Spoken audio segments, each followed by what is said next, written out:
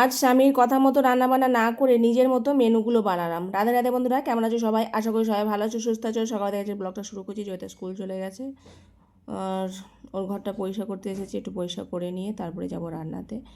আর আজকে কি রান্না করব প্রভুজি বলেই দিয়েছে রাত্রিবেলা। যেদিনকে যেরকম সবজি থাকে সেরকম অনুযায়ী প্রভুজি বলে যে আজ এই না রান্না করো, ওই রান্না করো। নিজের মতো আমি আর রান্নার সরঞ্জাম বলি না, ও যেটা বলে সেটাই রান্না করি। তো যাই হোক, আজকে বলেই দিয়েছিল কি রান্না করব, তো আমি রান্নাঘরে এসে মদ পাল্টে দিই। তো এই যে কচু ঢেঁড়স সব ছিল, বড়ি দিয়ে রসা করতে বলেছিল, ফুলকপি দিয়ে।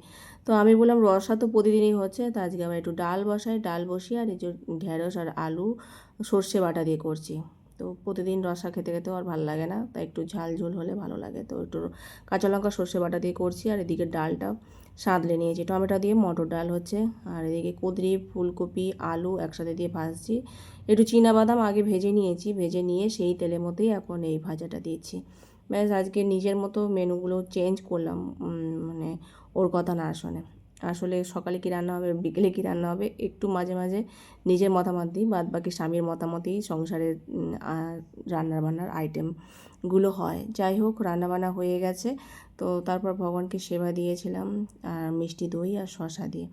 সিম্পল রান্নাবান্না, খেতে কিন্তু খুব ভালো হয়েছে। আর বড়ি দিয়ে বা বড়া দিয়ে রসা তো প্রায়ই আমাদের ঘরে হয়, ডাল বাদ দিয়ে। তো আজকে ডাল করলাম, আর তার সাথে এই যে কাজ সারবো, প্রভুজি খেয়ে দিয়ে চলে গেছে। আমি আবার চুলে এটা মেখে নিয়েছি, ভাবলাম আজকে শ্যাম্পু করবো। শ্যাম্পু করার 1 ঘন্টা 1.5 ঘন্টা আগে মেখে নিতে হয়, আর ওটা মেখে আমি ঘরে কাজকর্ম সারি, ততক্ষণে শুকিয়ে যায়। আর খুব গরমও পড়ছে, মানে গুমোট মতো করে আছে। বৃষ্টি হলে ঠান্ডা হয়, কিন্তু আবার যখন বৃষ্টি হয় না, গুমোট হয়ে থাকে, তখন আরও বেশি গরম লাগে, গরমকালের থেকেও বেশি গরম লাগে। গ্যাসটা মুছে নিচ্ছি, রান্নাঘরটা মুছে নিয়ে বাসনগুলো সব মেজে ধুয়ে এখন উপর করে নিচ্ছি। তারপর শ্যাম্পু করে নেব, নিয়ে তারপর দুপুরবেলা প্রসাদ পেয়েছিলাম, এটা হলো সন্ধেবেলা, সন্ধ্যা আরতি করবো বলে সমস্ত গুছিয়ে নিয়েছি। আরতি করে নেবো, তারপর কিছুটা জব বাকি আছে সেগুলো করে নিয়ে তারপর রাত্রিবেলা রান্না করব। তো একটু আটা মেখে রেখে দিয়েছি সন্ধেবেলা নিমকি করার জন্য।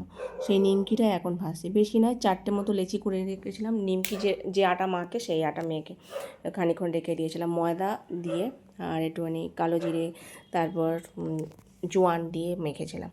তো ওইটা ভাজা হয়ে যাওয়ার পর আর মটর ভেজে রেখেছিলাম, ছোলা মটর, সেটাকে ঘুগনি করে নিয়েছি। নিমকিটা ভেজে রাখলাম। ওই যে এরকম আমার হাতের নিমকিটা পেতে খুব পছন্দ করে, আর বাইরের বাজারের নিমকিগুলো খাওয়া যায় না একদম ভাজে।